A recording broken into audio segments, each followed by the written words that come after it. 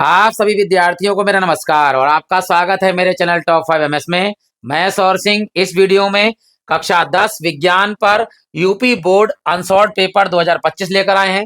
Set number 3 2025 का है, जिसका पेपर कोड है आपका 824 और सेट नंबर है हमारा CL। इसके 20 बहुविकल्पीय प्रश्नोत्तर कराएंगे हम आपके लिए कॉन्सेप्ट के साथ में, और बाकी जो दो हैं पहले की वो हम इसमें प्लेलिस्ट में है, आप वहां जाकर देख सकते हैं। कॉन्सेप्ट से समझाने की कोशिश करेंगे। आपको वीडियो अच्छा लगे तो आप लाइक कर सकते हैं। और बढ़ते हैं बहुविकल्पी प्रश्नों पर। देखिए, जो पहला प्रश्न है इस प्रकार दिया गया है। यहां कहा है कि अवतल दर्पण, दर्पण कौन सा है? अवतल है। द्वारा बना किसी बिंब का प्रतिबिंब वास्तविक एवं बिंब से के ही आकार का है। बिंब रखा है यानी वास्तविक है, और बिंब के आकार यानी वस्तु के आकार का प्रतिबिंब बन रहा है, यानी वस्तु जितनी बड़ी है उतना ही बड़ा प्रतिबिंब बन रहा है। तो पूछ रहा है इनमें से कौन सा ऑप्शन सही है। दर्पण के फोकस पर है, दर्पण के वक्रता केंद्र एवं फोकस के बीच है, दर्पण के वक्रता केंद्र पर है, दर्पण के वक्रता केंद्र एवं अनंत के बीच रखी हुई है।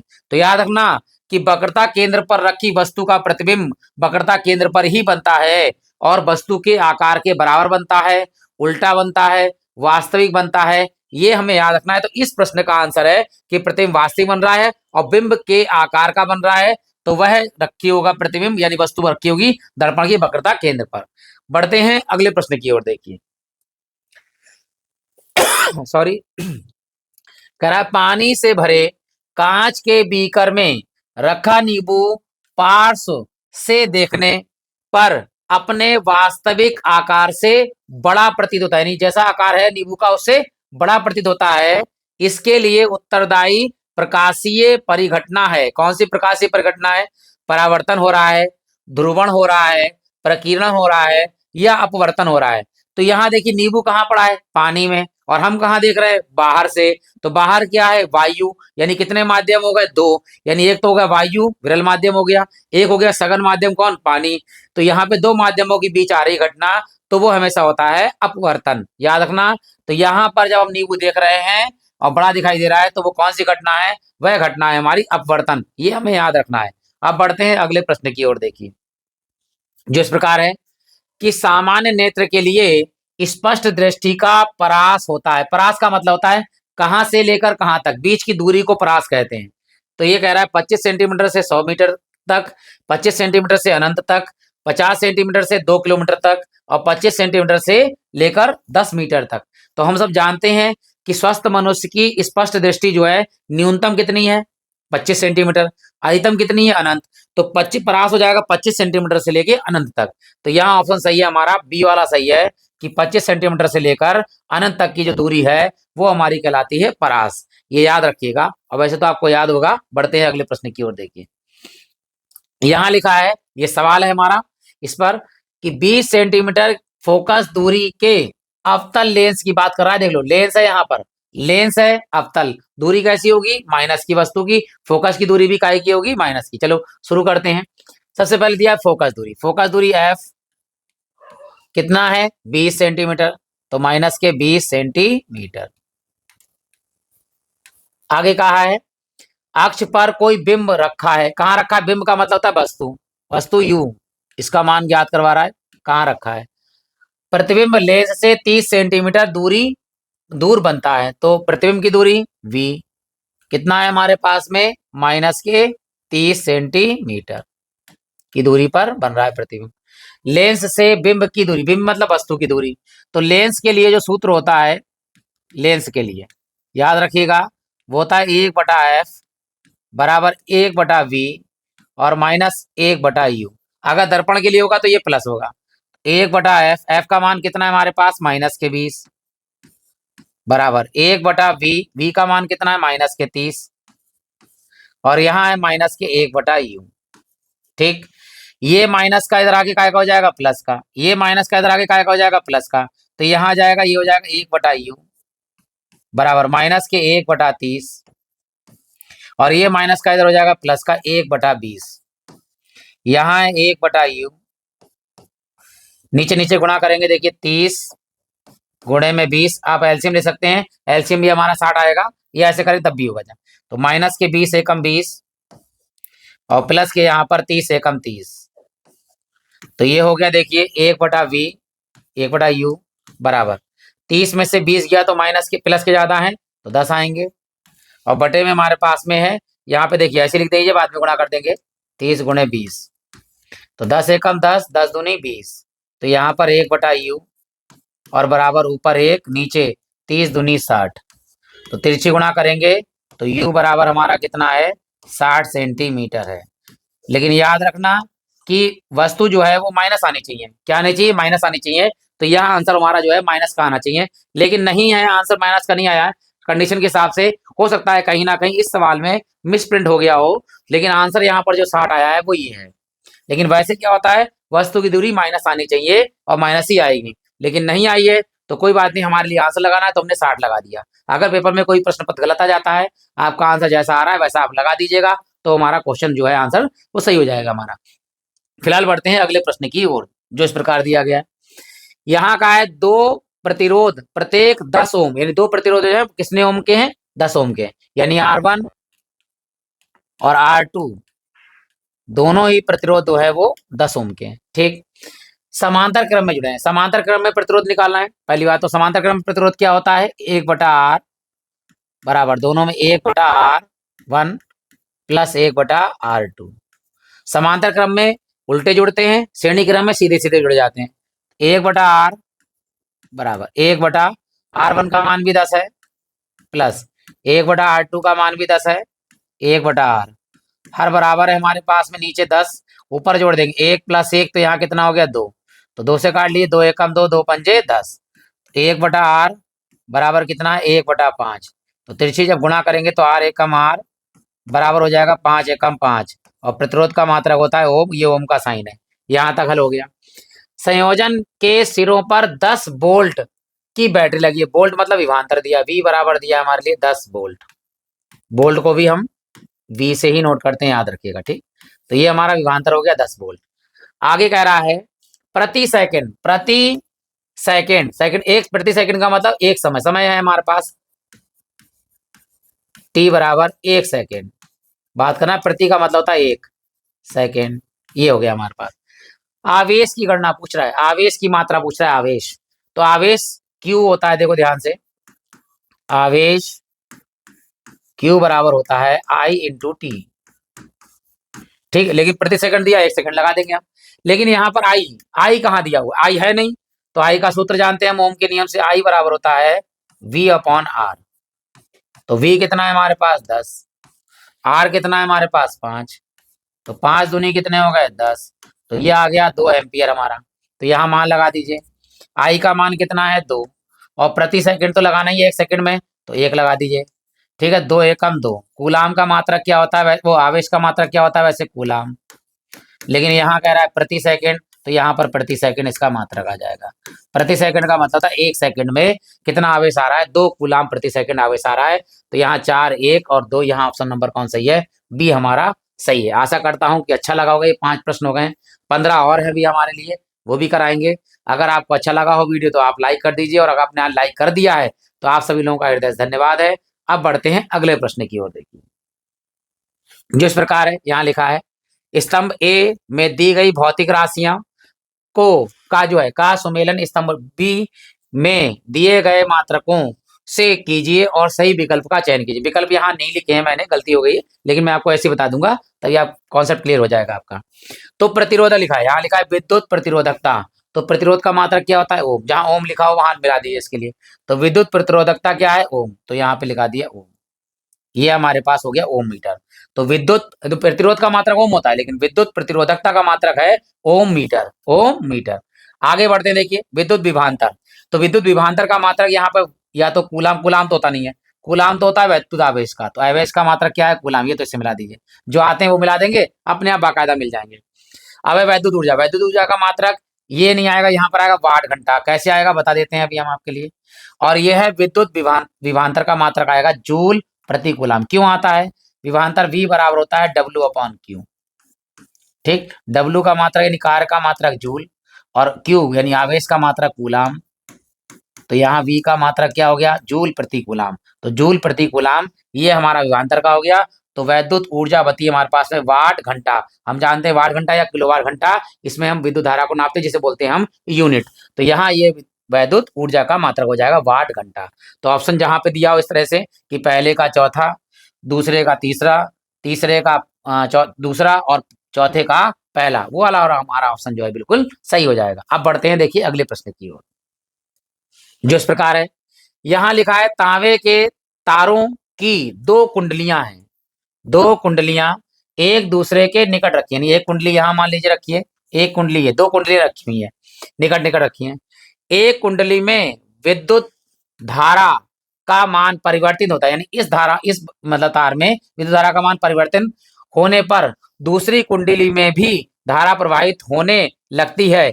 इस परिघटना का कारण क्या है? अगर इसमें धारा प्रवाहित हो रही है तो इसमें एक चुंबकीय क्षेत्र भी लगेगा चारों ओर, इसमें चुंबकीय क्षेत्र लगेगा चारों ओर।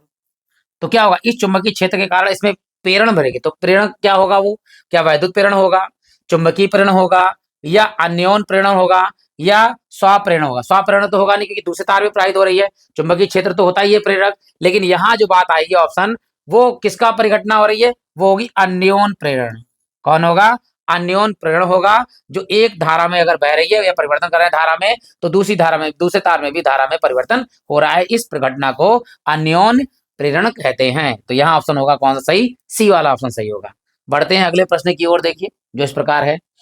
यहाँ कहा है कि निम्नलिखित रासायनिक समीकरण को पूरा कीजिए, यानी इस समीकरण को हमें इनमें से कोई तत्व आएगा वो लगाएंगे यहाँ पर। तो यहाँ पर देखिए ध्यान से, क्या किससे क्रिया हो रही है? कार्बन डाइऑक्साइड से क्या बन रहा है? कैल्शियम कार्बोनेट बन रहा है और जल निकल रहा है। तो सबसे पहले एच देखना है हमारे लिए, कहा है यहाँ एच है नहीं, तो कहानी खत्म कर दे तो कट जाए, क्योंकि यहाँ पे क्रिया होनी एच, हाइड्रोजन निकलना है। अब इन तीनों में है, तो हम जानते हैं जब बुझे चूने की अभिक्रिया कार्बन डाइऑक्साइड से करते हैं, यानी कार्बन डाइऑक्साइड गैस प्रोवाइड करते हैं, तो कैल्शियम कार्बोनेट और जल बनता है। तो यहाँ पर ये लगाएंगे और अब बैलेंस देखते हैं कि बैलेंस है या नहीं है, देख लीजिए। चलिए देखिए, सी कितना है? एक। ओ सी ए कितना है? सी ए एक है हमारे पास। सी यहाँ पर एक है, सी यहाँ पर एक है। ओ कितने हैं? यहाँ पर दो और दो, ये चार हो गए। ओ यहाँ पर तीन और यहाँ पर एक, चार हो गए।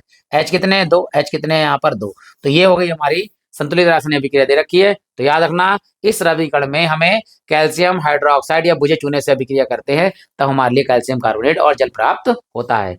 क्लियर हो गया होगा। बढ़ते हैं अगले प्रश्न की ओर, देखिए जो इस प्रकार दिया गया कि रासायनिक अभिक्रिया दे रखी है, मान ली क्या दे रखा है? एफी, एफी प्लस CuSO4। ये देखो, एस मतलब होता है सॉलिड, AQ मतलब होता है एक्वा, और यहाँ बन रहा है FeSO4 और यहाँ Cu हमारा अलग हो जा रहा है। तो ये कौन सी रासायनिक अभिक्रिया है? विस्थापन अभिक्रिया है, द्विअवघटन अभिक्रिया है, या संयोजन अभिक्रिया है, अपघटन अभिक्रिया है? तो क्या हो रहा है, देखो यहाँ पर क्या हो रहा है, Cu हट रहा है, उसकी जगह पर Fe लग रहा है, यानी अधिक क्रियाशील वाला तत्व कम क्रियाशील वाले तत्व को हटाकर उसके स्थान में स्वयं आ जा रहा है। इसका मतलब इसे अभिक्रिया कहते हैं विस्थापन अभिक्रिया। तो यहाँ ऑप्शन नंबर कौन सही होगा? ए, क्योंकि Fe अधिक क्रियाशील वाला तत्व है, Cu इससे कम क्रियाशील वाला तत्व है, तो Fe Cu को हटा देता है, उसके स्थान पर स्वयं आ जा रहा है, इसलिए इसे हम विस्थापन अभिक्रिया कहेंगे। अब बढ़ते हैं अगले प्रश्न की ओर, देखिए जो इस प्रकार है हमारा, कि यहाँ कह रहा है बेकिंग सोडा का सूत्र कौन सा है? बेकिंग सोडा का सूत्र इनमें से कौन सा है? ये तो है हमारा कैल्शियम ऑक्सीक्लोराइड, ठीक है। किसका सूत्र है? भ्रंजक चूर्ण का सूत्र है ये हमारा NaHCO3, यही है हमारा किसका? बेकिंग सोडा का। और बेकिंग सोडा को बोलते हैं खाने का सोडा, तो ये खाने का सोडा है NaHCO3। और ये हमारा है अमोनियम क्लोराइड, 9 सादर का सूत्र है NH4Cl। और ये हमारा है सोडियम क्लोराइड का फार्मूला है, सोडियम क्लोराइड। आशा करता हूँ कि अच्छे लगे होंगे, सभी समझ में आ गया होगा। तो आप लाइक कर सकते हैं, क्योंकि आधे प्रश्न हमारे हो गए, आधे और बच्चे हैं, वो भी कराते हैं। देखिए जो यहाँ दिया हुआ है कि निम्नलिखित में असंतृप्त हाइड्रोकार्बन पूछा है। असंतृप्त हाइड्रोकार्बन क्या होता है? जिन कार्बनों कार्बन के बीच में डबल बॉन्ड या ट्रिपल बॉन्ड कार्बन कार्बन के बीच में होता है, तो वे हमारे कहलाते हैं असंतृप्त हाइड्रोकार्बन।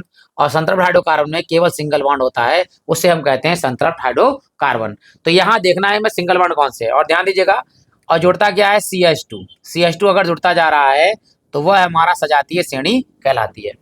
ये मेथेन है, मेथेन हमारा जो है वो कौन सा होता है? ये होता है संतृप्त हाइड्रोकार्बन, ठीक। अगर इसमें हम CH2 करके जोड़ते चले जाएं, ठीक है, यह सूत्र होता है इसका, देखिए CnH2n+2, ये होता है।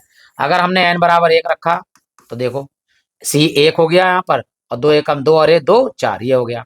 अब यहाँ देखिए इसके 2 गुने से 2 ज्यादा है, देख लो, 3 दूनी 6, 6 दो 8, यहाँ 3 रखो 3, और यहाँ 3 दूनी 6 दो 8, ये भी संतृप्त हाइड्रोकार्बन। यहाँ देखिए 4 रखिए, 4 और 4 दूनी 8 और 2 10, यानी ये और ये और ये जो है हमारा संतृप्त हाइड्रोकार्बन है। ये है मेथेन, ये है प्रोपेन और ये है हमारा ब्यूटेन। तो ये संतृप्त हाइड्रोकार्बन है। बचा कौन सा? ये बचा, यानी सोडियम बाइकार्बोनेट। तो सोडियम बाइकार्बोनेट क्या होगा? ये हमारा हो जाएगा असंतृप्त हाइड्रोकार्बन, क्योंकि यहाँ पर जो कार्बन के साथ में ऑक्सीजन है, ये इसके साथ डबल बॉन्ड के साथ क्रिया करेगा, इसलिए जो है ये असंतृप्त हाइड्रोकार्बन है। बाकी सब सिंगल सिंगल बॉन्ड बनाएंगे, तो इसलिए ये तीनों जो है वो संतृप्त हाइड्रोकार्बन है। आशा करता हूँ कि यह अच्छा लगा होगा। अब बढ़ते हैं अगले प्रश्न की ओर। देखिए, और एक चीज और बता दें, यदि आपको कोई कमी दिखे या अच्छा लगे तो आप कमेंट बॉक्स में कमेंट भी कर सकते हैं, ताकि वो हमें अच्छा लगेगा। आपका कमेंट आएगा, कोई कमी आएगी तो हम उसे सुधारने की कोशिश करेंगे। और फिलहाल बढ़ते हैं इस प्रश्न की ओर, जो दिया गया है कि नाइट्रोजन के द्विपरमाणु, दो परमाणु है, द्विपरमाणु, ठीक है, अणु में आबंध होता है। आबंध मतलब कितने कितने बॉन्ड बनते हैं, होगा एकल बंध होगा, द्विबंध होगा, त्रिबंध होगा, या इनमें से कोई नहीं। वैसे नाइट्रोजन हम जानते हैं वैलेंसी कितनी होती है, -3 होती है, तो 3 ही आबंध बनते हैं, क्योंकि दोनों नाइट्रोजन है। लेकिन कैसे बनते हैं वो भी हम बता देते हैं। नाइट्रोजन का परमाणु क्रमांक होता है 7, और 7 का इलेक्ट्रॉनिक विन्यास जब हम लिखेंगे 2, पहली कक्षा में 2 और बचे कितने 5, तो 5 आ गए। अंतिम कक्षा में इलेक्ट्रॉन कितने हैं 5, तो नाइट्रोजन है, नाइट्रोजन में अंतिम कक्षा में इलेक्ट्रॉन है हमारे पास 5, तो 3 इधर बना दिए, 2 इधर बना दिए। एक नाइट्रोजन है, 2 ही परमाणु है, तो एक और नाइट्रोजन परमाणु लिख दिया यहाँ पर, इसमें 3 इधर लिख दिए, क्रॉस बना दिया, और यहाँ पर 2 बना दिए। क्लियर हो गए। अब यहाँ पे कितने हैं नाइट्रोजन के पास में 5, यहाँ कितने नाइट्रोजन के पास में 5, कितने कमी है 3 की, तो 3 इलेक्ट्रॉन होगा क्या करते हैं साझा कर लेते हैं, यानी पहला इलेक्ट्रॉन साझा कर लेंगे, दूसरा इलेक्ट्रॉन साझा कर लेंगे, तीसरा इलेक्ट्रॉन साझा कर लेंगे, या कह सकते हैं अब इसमें देखो 5 इसके थे और 3 यहाँ पर आ गए, कितने हो गए 8। इसके 5 अपने थे, 3 यहाँ से ले लिए, कितने हो गए 8। तो 3 इलेक्ट्रॉनों को साझा कर लेते हैं, इसलिए नाइट्रोजन के बीच में ट्रिपल बॉन्ड बनता है, त्रिआबंध बनता है। तो ऑप्शन नंबर कौन सा सही है हमारे पास? सी सही है। अब बढ़ते हैं अगले प्रश्न की ओर। देखिए, जिस प्रकार दिया गया है, यहाँ कहा है कि निम्नलिखित में सजातीय श्रेणी क्या है। सजातीय श्रेणी का मतलब होता है जो ग्रुप जुड़ा हुआ हो एक में, वो सब में ग्रुप जुड़ा हुआ हो, ठीक है, और साथ में CH2 जुड़ता हुआ जा रहा हो। ये याद रखना, CH2 बढ़ता जा रहा हो और जो ग्रुप हो वो ग्रुप जुड़ता जा रहा हो। जैसे यहाँ पर OH है, यहाँ पर भी OH है, ठीक, ग्रुप जुड़ रहा है। अब यहाँ देखिए CH2 जुड़ रहा है, नहीं देखा, C में 1 जुड़ा तो 2 हो गए, 3 में 2 जोड़े तो कितने हो गए 5, 2 जोड़ना है H, 1 जोड़ना है C, तो C 2 और 3 में 2 जोड़े 5, और OH है OH, यानी यही हमारा सजातीय श्रेणी है। बाकी हम एक बार और चेक कर लेते हैं। देखो, यहाँ पर है अम्ल, हमारा अम्लीय ग्रुप है, ठीक है, यानी COOH। क्या यहाँ COH है? नहीं, तो ये सजातीय श्रेणी नहीं है, खत्म कर दीजिए। यहाँ देखिए क्या है CHO, क्या यहाँ CHO है ही नहीं, तो ये भी खत्म हो गया हमारा। यहाँ पर तो जुड़ा ही नहीं है, यहाँ पर देखो OH है, यहाँ पर OH ग्रुप नहीं है, तो ये भी खत्म हो गया। तो पहला ही हमारी श्रेणी है सजातीय श्रेणी, तो ऑप्शन नंबर ए हमारे पास बिल्कुल सही है। अब बढ़ते हैं देखिए अगले प्रश्न की ओर, जो इस प्रकार है। यहाँ लिखा है कि 6 कार्बन वाले अणु ग्लूकोज का 3 कार्बन वाले अणु पाइरूवेट में विखंडन होता है। यह प्रक्रम होता है कहाँ? कोशिका द्रव में, माइटोकॉन्ड्रिया में, केंद्रक में, या DNA में। तो याद रखना, यहाँ बात कर रहा है पाइरूवेट के विखंडन का, वो होता है हमारा कोशिका द्रव में। ऑप्शन नंबर हमारा ए बिल्कुल सही है। यह प्रक्रम कहलाता है कोशिका द्रव में होता है। कहाँ होता है? कोशिका द्रव में। बढ़ते हैं देखिए अगले प्रश्न की ओर। यहाँ कह रहा है आपोहन संबंधित है पोषण से, श्वसन से, उत्सर्जन से, या परिवहन से। तो अपवहन होता है, अपवहन जो होता है वो होता है डायलिसिस। डायलिसिस किसका होता है? किडनी का होता है। किडनी जब सुचारू रूप से काम नहीं कर पाती है, यानी वो ब्लड को प्यूरिफाई नहीं कर पाती, छान नहीं पाता है, उसके अपशिष्ट दूर पदार्थ नहीं कर पाते हैं, तो उसका डायलिसिस किया जाता है। और डायलिसिस किस में हो रहा है? किडनी में। और किडनी क्या है? एक उत्सर्जन तंत्र है, तो यहाँ ऑप्शन सही होगा उत्सर्जन से। तो ऑप्शन नंबर सी हमारा सही है कि अपवहन संबंधित है उत्सर्जन से। बढ़ते हैं अगले प्रश्न की ओर। यहां लिखा है कि निम्नलिखित में से कौन सा जंतु हार्मोन्स है। यहाँ जंतु हार्मोन्स के बारे में पूछ रहा है, ठीक। एड्रीनेलिन या साइटोकाइनिन या ऑक्सिन या जिब्रेलिन। तो साइटोकाइनिन, जिब्रेलिन, ऑक्सिन, ये सब जंतु हार्मोन्स हैं। वो सॉरी पादप हार्मोन्स है, ये सब पादप हार्मोन्स है, ये तीनों पादप हार्मोन्स है। और जंतु हार्मोन्स हमारा है ए एड्रीनेलिन, और ये तीनों जो है वो पादप हार्मोन्स है, और एड्रीनेलिन जो है वो जंतु हार्मोन्स है। यहाँ ऑप्शन सही होगा ए वाला। बढ़ते हैं अगले प्रश्न की ओर, जो इस प्रकार है। यहाँ लिखा है एकल पौधे, यानी एक ही पौधे, एकल पौधे से अनेक पौधे संक्रमण मुक्त परिस्थितियों में उत्पन्न करने की तकनीक कहलाती है। बीजाणु समासंग से, या ऊतक संवर्धन से, या द्विखंडन से, या लैंगिक जनन से। यानी कि एक पौधे के जो भाग होते हैं, यानी ऊतक लेते हैं, उनसे हम नए नए पौधे बहुत सारे बनाए जा सकते हैं। उसे हम कहते हैं, क्या कहते हैं, संक्रमण मुक्त परिस्थिति। तो इसमें ऑप्शन जो आएगा वो ऊतक संवर्धन आएगा, बी ऑप्शन सही होगा हमारे पास। याद रखना कि एकल पौधे से अनेक पौधे संक्रमण मुक्त, जिनमें संक्रमण ना हो, संक्रमण मुक्त परिस्थितियों में उत्पन्न करने की तकनीक कहलाती है ऊतक संवर्धन। तो ऑप्शन नंबर कौन सही है, बी सही है। अगली प्रश्न की ओर बढ़ते हैं, देखिए जो इस प्रकार है। यहाँ लिखा है क्लोरोफिल आवश्यक है किसके लिए, प्रकाश संश्लेषण के लिए, श्वसन के लिए, उत्सर्जन के लिए, या वाष्पोत्सर्जन के लिए। हम सभी जानते हैं कि क्लोरोफिल जो है वो प्रकाश संश्लेषण के लिए काम आता है। तो यहाँ ऑप्शन नंबर है ए सही है, प्रकाश संश्लेषण के लिए। बढ़ते हैं देखिए अगले प्रश्न की ओर, जो इस प्रकार है। पारितंत्र का भौतिक कारक है, पारितंत्र का जो है वो भौतिक कारक पूछ रहा है, भौतिक कारक। ताप है, पौधे हैं, जंतु है, सूक्ष्म जीव है। देखिए ताप जो है वो क्या है, भौतिक कारण है। हम इसको बढ़ा भी सकते हैं, घटा भी सकते हैं, हमारे हाथ में होता है। तो ताप जो है यहाँ पर भौतिक कारक होता है। आशा करता हूं कि वीडियो पसंद आया होगा, अच्छा लगा हो तो आप लाइक कर दीजिए। बढ़ते हैं अंतिम प्रश्न की ओर। आप बाद में प्ले लिस्ट में जाकर एक बार विजिट कीजिएगा। अगर आपको अच्छा लगे और जो भी वीडियो आपको अच्छा लगे वो आप अपने आप आराम से देख सकते हैं अपनी सुविधा के अनुसार से। फिलहाल बढ़ते हैं हम लास्ट प्रश्न की ओर, और इसके बाद इसका अगला आंसर लेके आएंगे हम, जो है इस प्रकार। देखिए क्या लिखा हुआ है कि निम्नलिखित में से कौन शीर्ष मांसाहारी है। यहाँ याद रखिएगा पहले जो 7 प्रश्न होते हैं वो होते हैं भौतिक विज्ञान के, यानी फिजिक्स के। फिर 6 प्रश्न होते हैं, जो 6 प्रश्न होते हैं ये होते हैं हमारे रासायनिक विज्ञान यानी केमिस्ट्री के। फिर अंतिम 7 प्रश्न होते हैं ये जीव विज्ञान के होते हैं। इसमें भी 6 प्रश्न होते हैं जीव विज्ञान के, और आखिरी एक प्रश्न आता है पर्यावरण का, जो ये है पर्यावरण का हमारा प्रश्न है। ठीक है, तो निम्नलिखित में से कौन शीर्ष मांसाहारी है। सांप है, खरगोश है, बकरी है, या शेर है। सांप नहीं लगाइएगा क्योंकि सांप को मोर खा लेता है। तो यहाँ ऑप्शन नंबर कौन सही होगा, डी सही होगा। मांसाहारी में सबसे बड़ा जो अंतिम शीर्ष पे है वह है कौन सा, शेर। और खरगोश और बकरी तो शाकाहारी होते हैं। ठीक है, आशा करता हूँ कि आपको वीडियो अच्छा लगा होगा। तो आप लाइक कर सकते हैं। अगला वीडियो और जल्द लाइक आएंगे, कॉन्सेप्ट के साथ और वीडियो लेके आएंगे। एग्जाम तक हम आपको बहुत सारी चीजें करा देंगे। तो इसी के साथ वीडियो समाप्त।